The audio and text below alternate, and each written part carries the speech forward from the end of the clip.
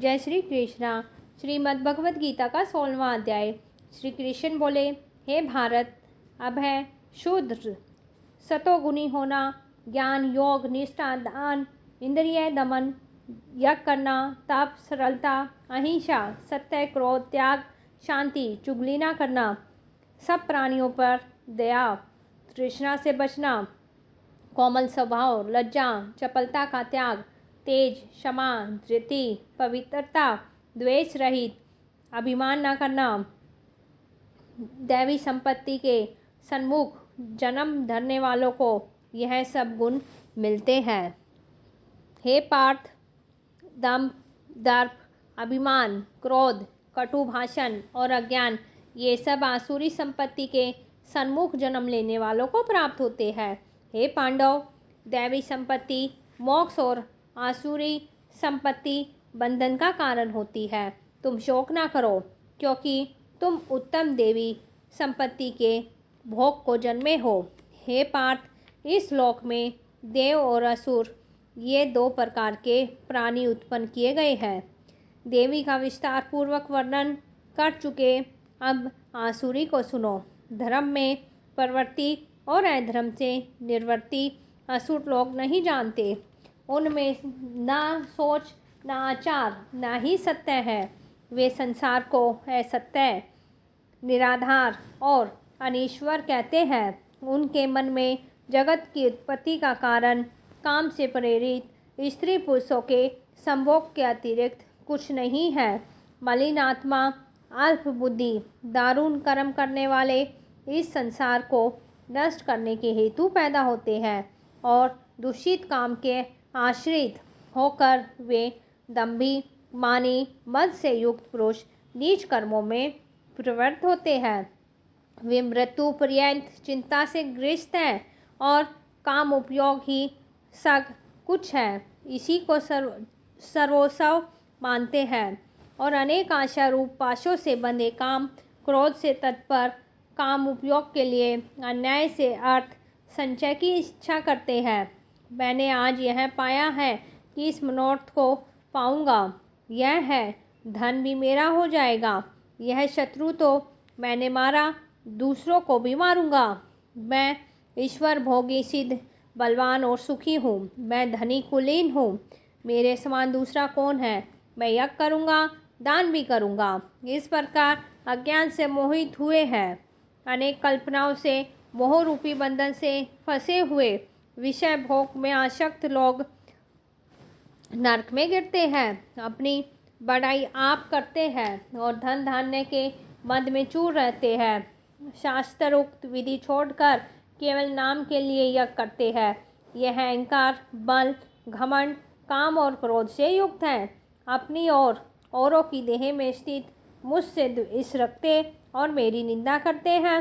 इस द्वेष करने वाले क्रूर और अधम पापियों को मैं संसार की आसुरी योनि पाकर वह मूर्ख मुझको पाए बिना ही अंत में अधोगति को प्राप्त होते हैं। काम, क्रोध, लोभ, ये तीन नरक के द्वार है जो आत्मा का नाश करते हैं।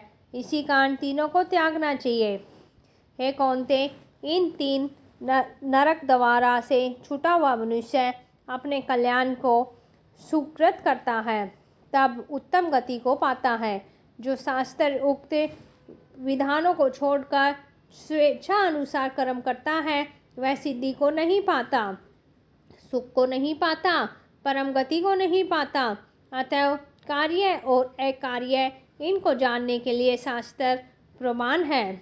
शास्त्र उक्त विधान जानकर उन्हीं के अनुसार कर्म करना चाहिए। इस तरह भगवद गीता का 16वां अध्याय समाप्त होता है। अब शुरू करते हैं मद् भगवद गीता के 16वें अध्याय का महात्म्य। श्री नारायण जी बोले, हे लक्ष्मी, सोरठ देशा था, जिसके राजा का नाम खड्गबाहु था। बड़ा धर्मात्मा था। उनके हाथियों में एक हाथी मस्त था, जिसकी धूम मची रही।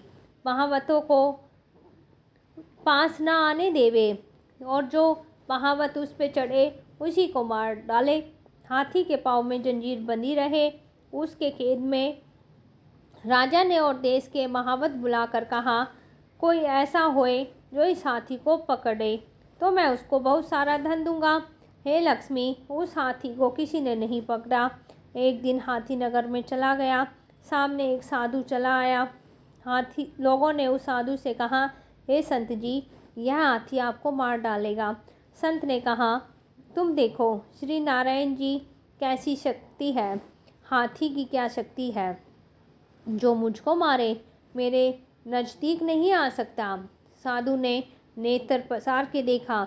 हाथी ने सूंड के साथ साधु की वंदना की। साधु ने कहा, हे गजेंद्र, मैं तुम्हें जानता हूँ। पिछले जन्म में तू पापी था।